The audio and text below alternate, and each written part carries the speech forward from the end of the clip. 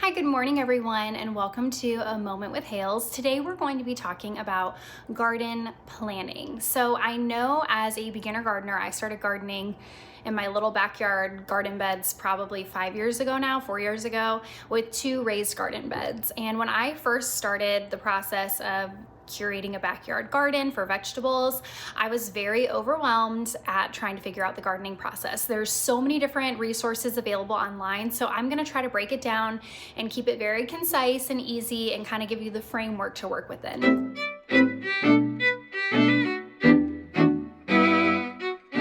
So the first thing I would advise is figuring out what planting zone you're in.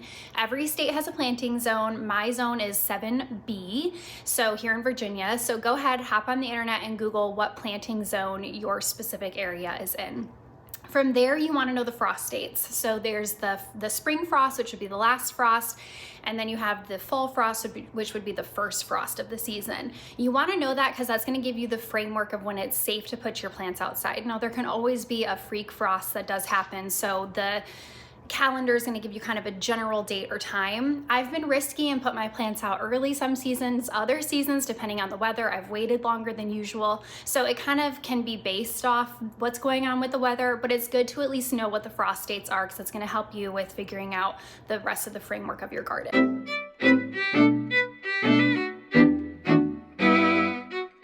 Track of dates a lot of different ways. That was one of the overwhelming parts of the garden, is when I was starting to expand and add different plants. I didn't know when to start what, where, or how, so I kept track of it a lot of different ways. So the first way I kept track of it was one of my first gardens when I sat down and did seedlings was through a planner. I literally went to the dollar store and bought a planner that I ripped apart.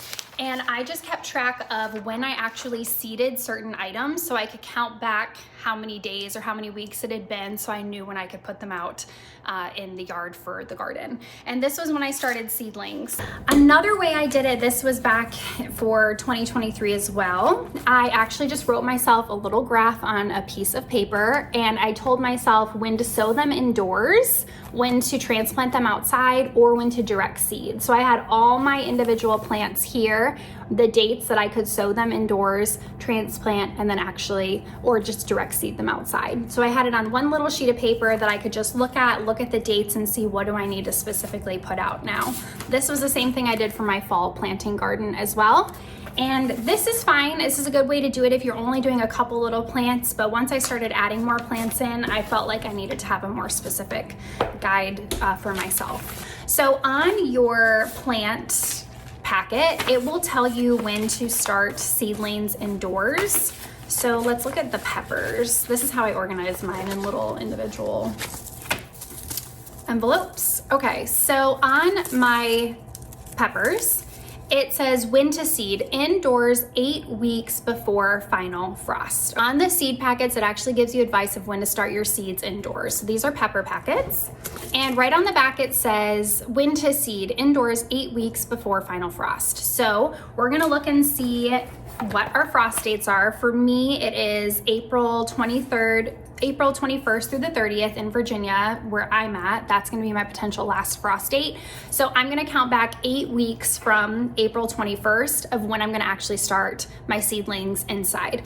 Now, like I said before, you have some wiggle room with this. I've done them way too early and I've done them too late. So it's kind of depending on what the weather looks like in your area too. Sometimes I put them out earlier, it's a little risky, but I'm sick of them being inside. You can kind of follow along with whatever your weather is doing at that time.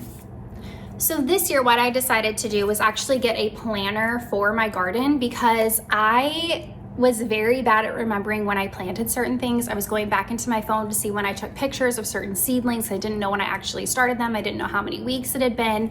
And I decided I need to have a more concise way and a more organized way to track my planting and my seeds. So I got a planner. This is only going to be for my gardening. That's it. That's all I'm using it for. So the first thing I did was write the first date, the first frost date, and the final frost date here.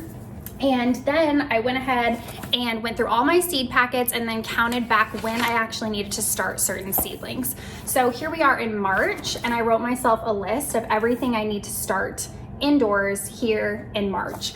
And I didn't give it a specific date because it's going to kind of depend too on how the weather is doing. If it's warming up quicker than I think it's going to, then maybe I'll start them earlier in March, or if it's really being a rough winter, I might start them a little later in March, because I tend to get overwhelmed by all the seedlings that are inside throughout the winter because it's a lot to keep track of. So I just went ahead and did this for myself. I do also have some direct seeds that I'm supposed to do in March. I have in here direct seed potatoes. So I'm gonna go ahead and get my potatoes out in March in the ground. Then I also have in April, if I turn to that one, I have direct seed first round of corn and second round of corn. So in February, I have here, I'm gonna start my onions, asparagus, kale, and spinach, and I'm also gonna direct seed my carrots. So this helps me give myself a framework. I don't feel quite as overwhelmed when I look at all my seedlings to try to determine what I'm gonna do. I can plan out my weekends too, and I know on the weekends I'm gonna do in March, there's a lot more I have to do. So I'm gonna plan out what I'm gonna do each individual weekend based off of what seedlings I need to start. And then I will document in the month the day that I actually plant them in the dirt, and then I can count back and see how many weeks old they are. So this will help me determine how long as well it's going to be till the plant actually produces fruit, because that's where I've been also, where I'm like, okay, why is this not producing? It should be producing by now. And then I realize, oh, it's only been so many days. It actually is going to be 3 more weeks before they produce.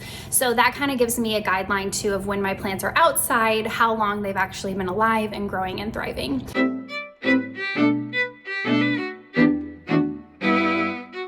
Okay, and this is when we have to decide how we're gonna actually start our garden. So you have 3 different options. First, you have the option to start your garden by seedlings that have already matured. So you can go to the farmer's market and get plants that have already matured. They're gonna be a larger size plant that you can go ahead and just put out in your garden after the first frost date.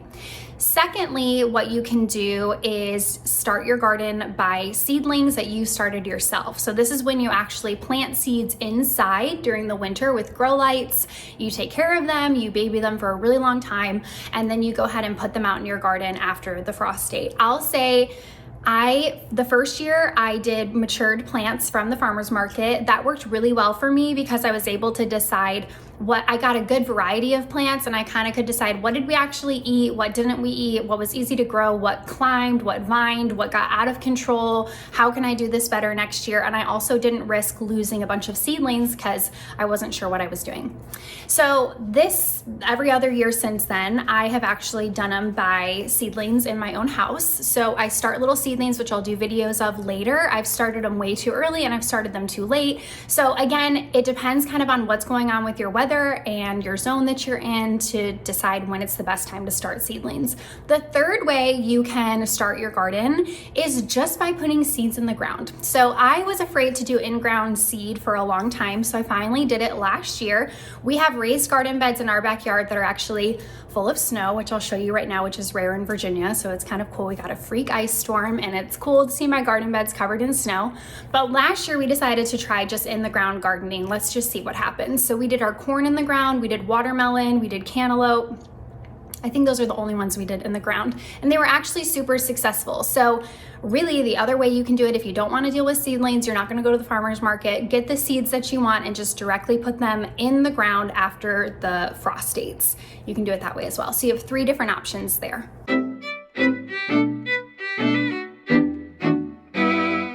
Okay, now to my favorite part, picking what seeds and what plants you want to grow.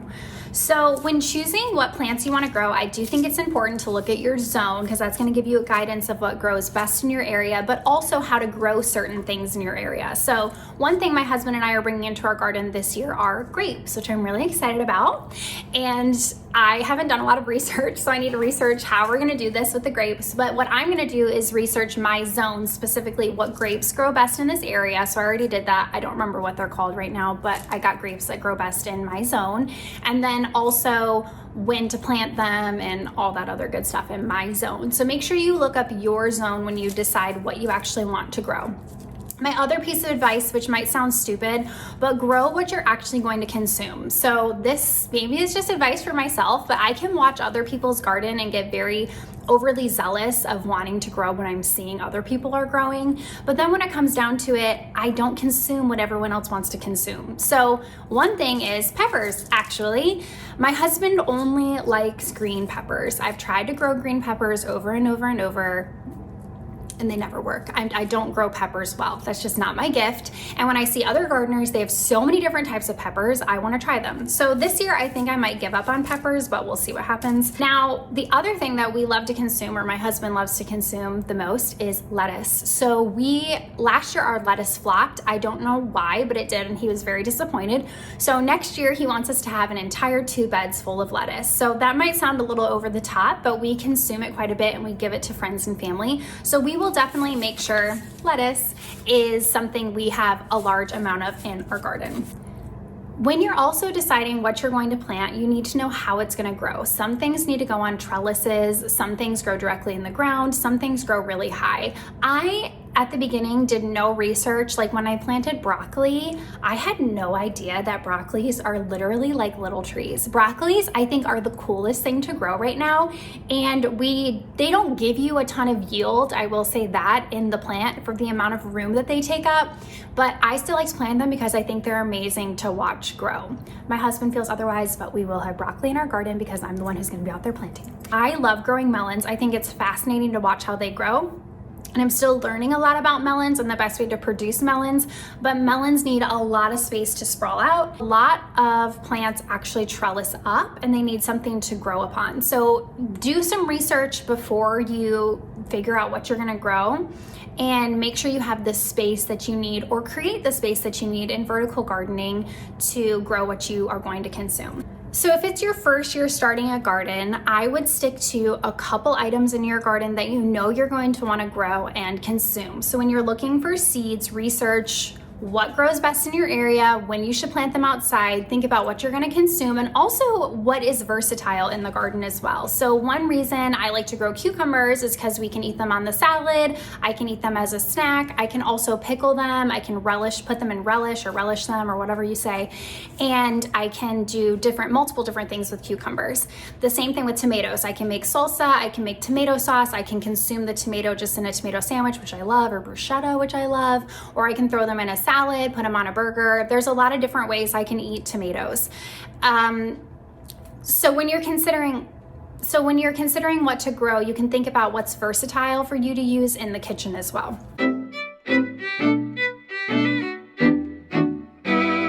This year, I've decided to add a bunch of new items to our garden. We're going to expand to onions. I'm going to put in cucamelons. We're going to be adding in grapes and a few other things that I've never done before.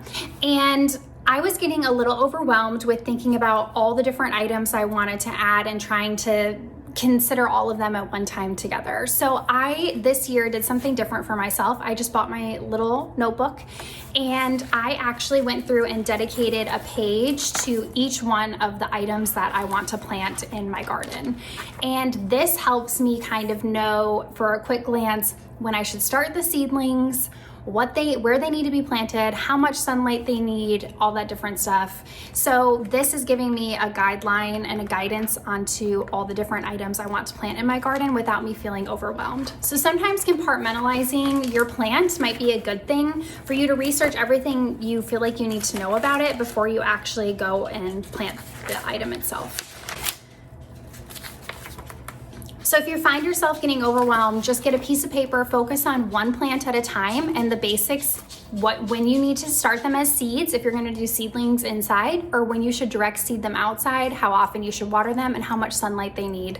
That's basically all you really need to know before you get started.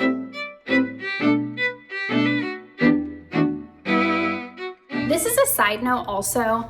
When it comes to garden planning, My first year, I didn't plan anything. I had 2 garden beds and I knew I wanted to grow tomatoes and cucumbers, and I went to the farmer's market and just picked them up and plopped them in the ground, and it was a successful garden. But when you're starting, just start. The biggest thing is just starting it and getting your hands dirty, literally, and figuring out how things grow and how it's gonna go, because every year is different. It depends on weather, it depends on the type of seeds you plant, it depends on pests.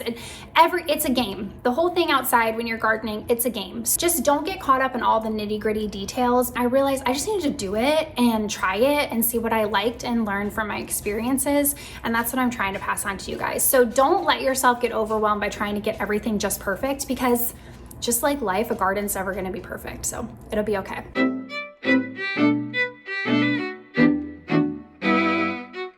Now you do have to decide, are you going to do raised garden beds, which is what I started with? Are you going to just do direct seed in the ground? Or are you going to just try to do some container plants?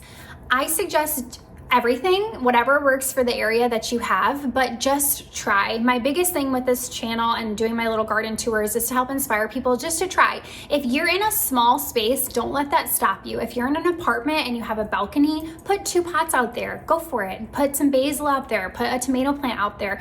Do something that you're gonna enjoy throughout the summer. Do what you can with the space that you have, because everyone can grow something. Believe me, you can grow something even if you're in a small space. Don't let that stop you from starting. So if you're gonna do raised garden beds, you're gonna fill them with cardboard, you're gonna fill them with leftover twigs and branches, you're gonna fill them with leaves and all this different stuff. We'll talk about that once we get our new garden beds out. If you're gonna do in-ground, one suggestion I do have, if you don't have snow on your ground right now, is to get cardboard or landscape covering. It's like a black tarp, landscape fabric, that's what it's called.